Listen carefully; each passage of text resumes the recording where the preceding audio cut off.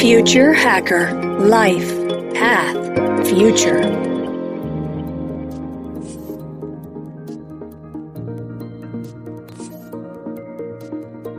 Para el Foro Económico Mundial, la cambiante economía global puede crear valor rápidamente, pero tarda en generar empleos sostenibles, lo que exige nuevos enfoques.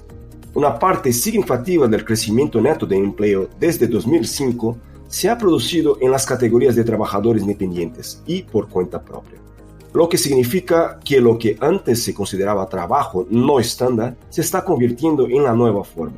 Pero también es cierto que el trabajo temporal a tiempo parcial y independiente sigue siendo pasado por alto en la investigación y la formulación de políticas, incluso cuando reemplaza el empleo permanente. Hola, soy Eduardo Hija y hoy hablaremos con Ian Camilo Vergara Gallo sobre los nuevos profesionales llamados nomads en la economía creativa y el emprendimiento en Latinoamérica. Ian Camilo es un formulador de mejores preguntas en torno a un desafío, es productor audiovisual, comunicador social y magíster en estética. Apasionado por la innovación, el emprendimiento, el diseño de servicios a las artes y la cultura.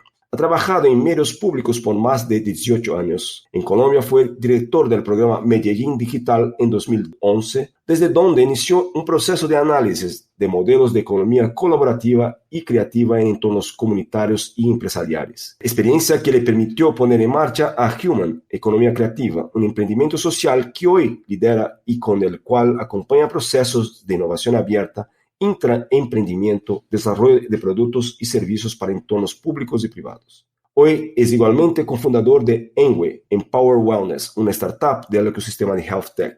De igual manera, trabaja como consultor para la agencia multinacional de transformación digital Multiplica. Hola Ian, gracias por estar con nosotros en Future Hacker. ¿Cómo estás? Eduardo, un gusto para mí, de verdad, estar por aquí hablando contigo y conectando los puntos nuevamente y llevándome a esos recuerdos de todo lo que investigaste para esta charla. Muy bien, bueno, para empezar, ¿no? ¿Qué es para ti o la definición más general de la economía creativa? ¿Qué exactamente significa eso? Eduardo, mira, esto es algo que digamos tiene sus orígenes en Inglaterra. Yo me conecté con la economía creativa precisamente cuando estuve viviendo allí, que fue un año en el que me retiré, digámoslo así, como para escribir mi tesis de maestría y el famoso sabático que todos nos tenemos que dar alguna vez en la vida. Y estando allí, conecté con una serie de posibilidades precisamente de entender un gran ecosistema de la creatividad.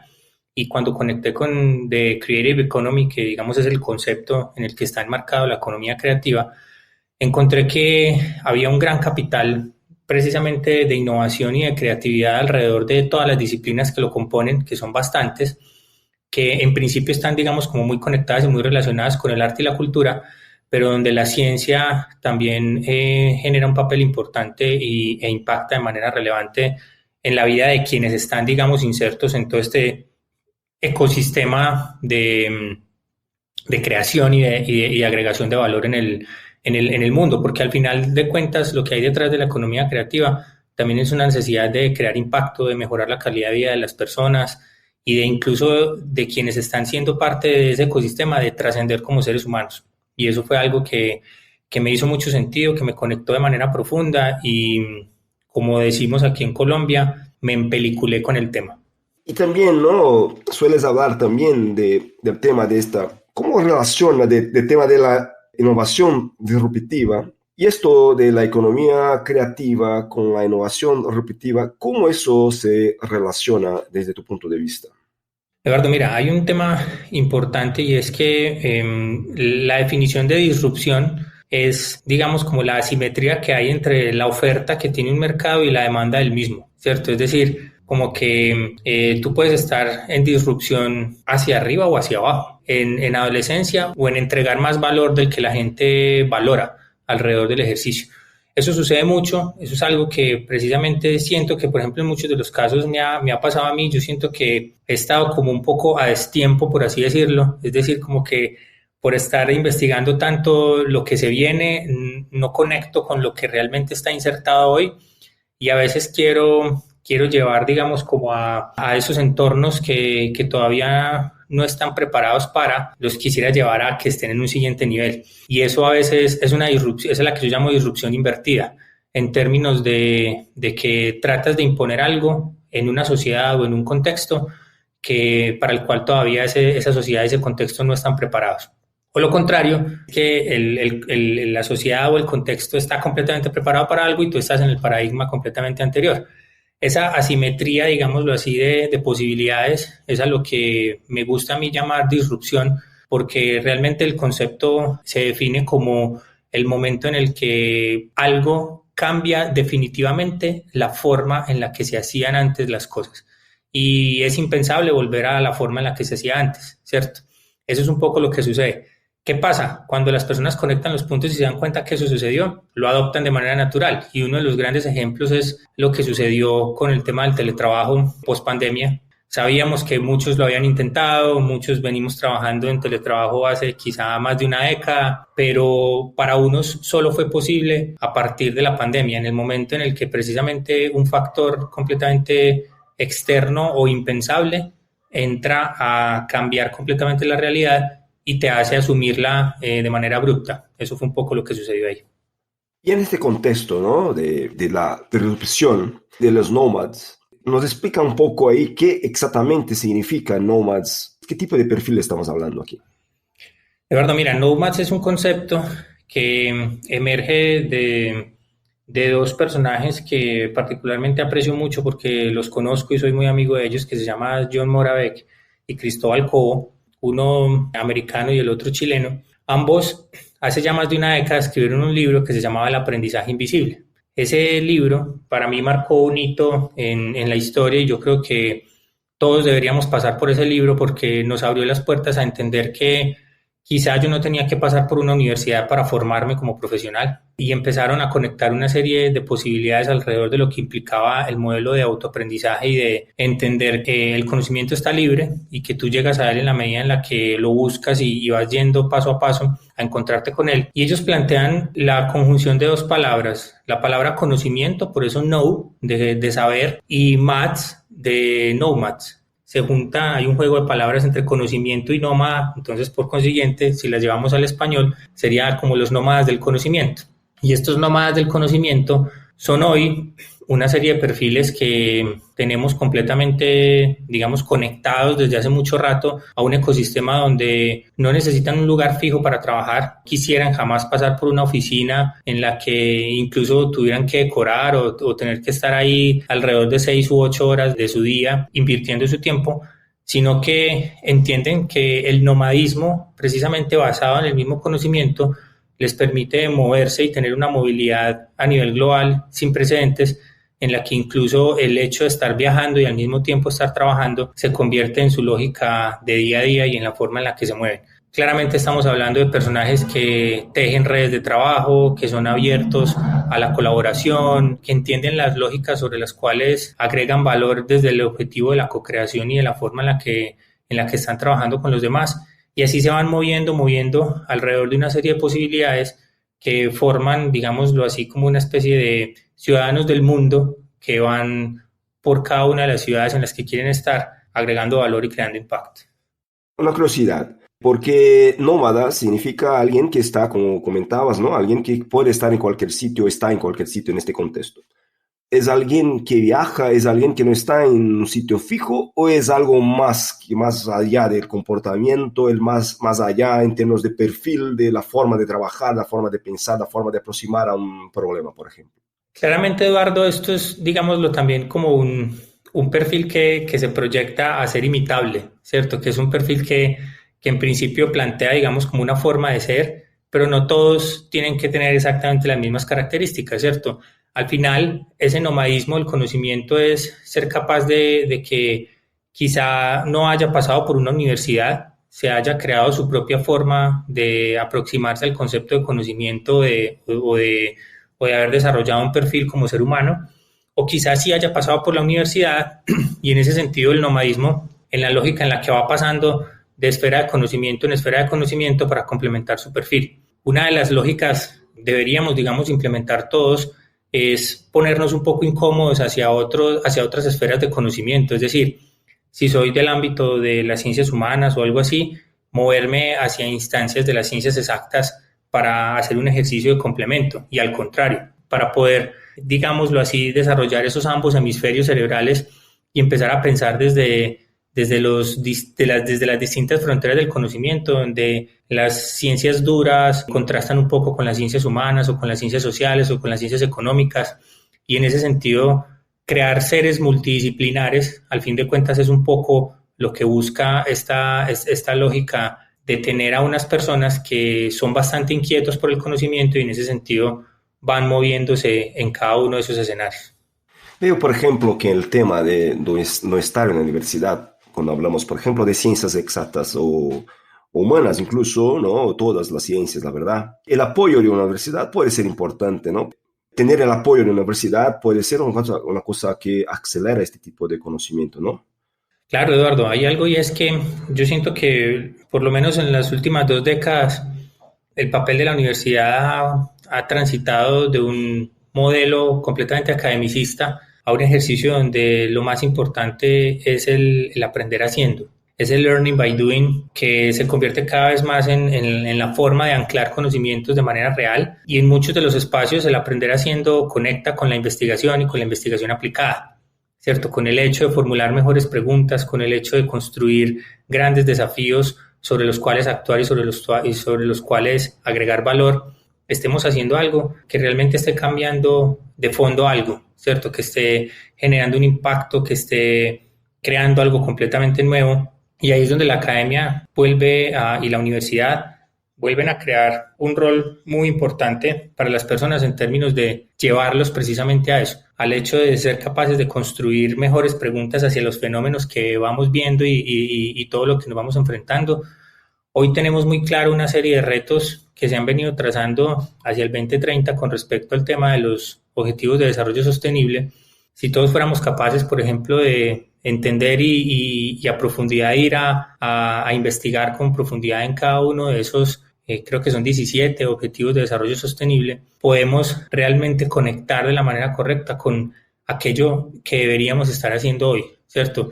Algo que se salga de eso quizá no debería ser una de las preocupaciones contemporáneas, sino que si yo estoy haciendo algo y ese algo conecta con un impacto hacia uno de esos objetivos de desarrollo sostenible, creería yo que estaríamos invirtiendo muy bien nuestras horas de piense, nuestras horas de co-creación, de estar con los demás y de sumar valor a las distintas disciplinas de las personas con las que interactuamos día a día. Hablando de este tipo de impacto, ¿no? que puede crear este tipo de perfil de los nómadas, estamos hablando de un tema generacional, o sea, de una generación como millennials, que sea. Estamos hablando de alguna cosa que tiene que ver con la época de la pandemia y todo demás, o es algo que va a crear un impacto de una forma más permanente y de una forma más duradera.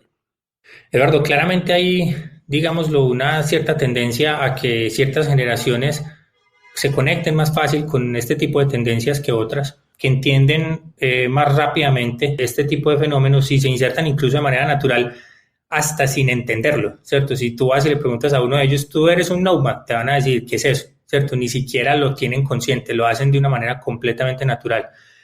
Pero en este escenario, una de las cosas que he visto también es que no es algo que tenga que ver netamente con la edad o con el tiempo en el que hayas nacido, sino que en la medida en la que alguien conecta con esa forma de ser y con esa forma de entender el mundo, lo hace indiferente de la preparación que tenga o de la edad que tenga.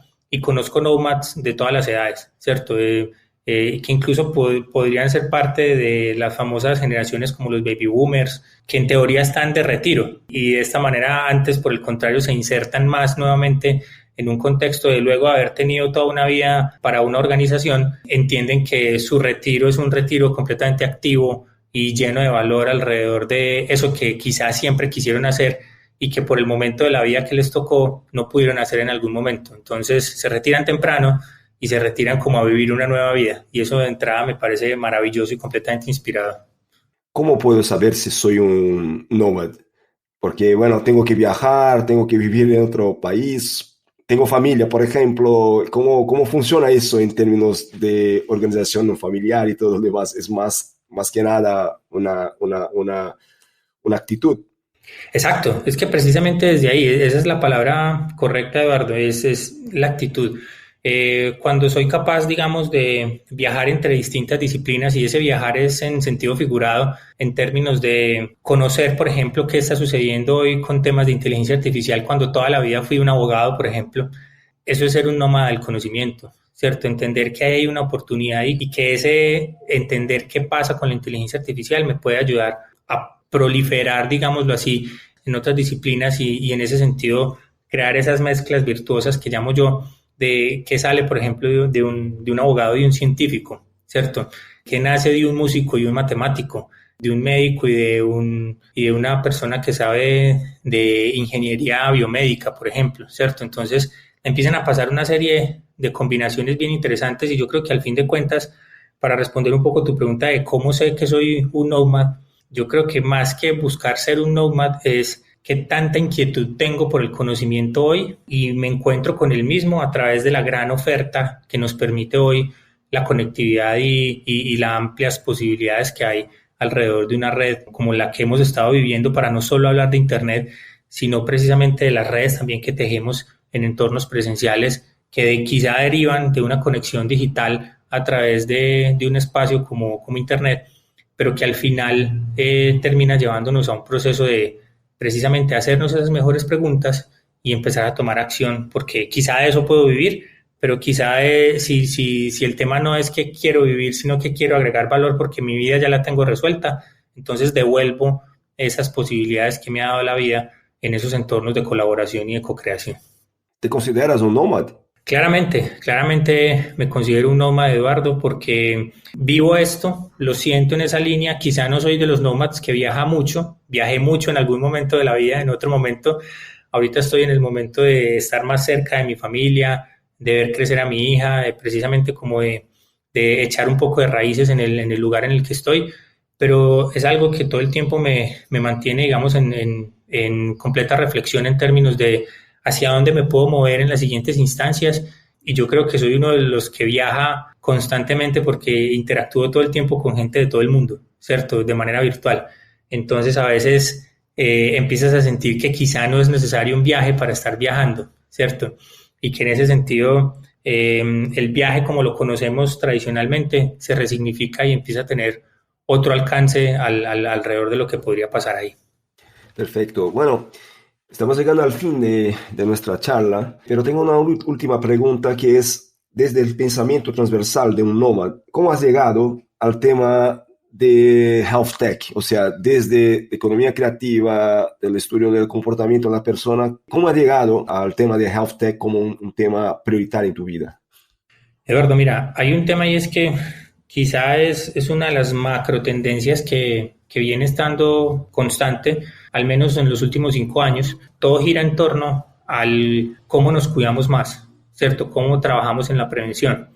Una de las instancias que nos ha dado a nosotros hoy la tecnología es la capacidad de anticiparnos, hacer una serie de lecturas de si sigo en este comportamiento o sigo llevando esta serie de patrones en el tiempo, voy a terminar conectando con unas posibilidades que me van a llevar a un siguiente nivel y en ese sentido pues aparece, digámoslo así, como el cuidado del ser humano como una de las instancias más relevantes. Cuando en medio de la pandemia hicimos una lectura de que la pandemia mató muchas menos personas que los malos hábitos, ahí empezamos a aprender una cosa y es los malos hábitos son una pandemia mucho más grande que la misma que acabamos de vivir y en ese sentido, en la medida en la que nos orientemos a, digamos, luchar contra los malos hábitos que terminan derivando en obesidades, por consiguiente en enfermedades cardiovasculares, cerebrovasculares, quizá muchas otras más, estaríamos trabajando en un ejercicio de impacto global de una manera importante.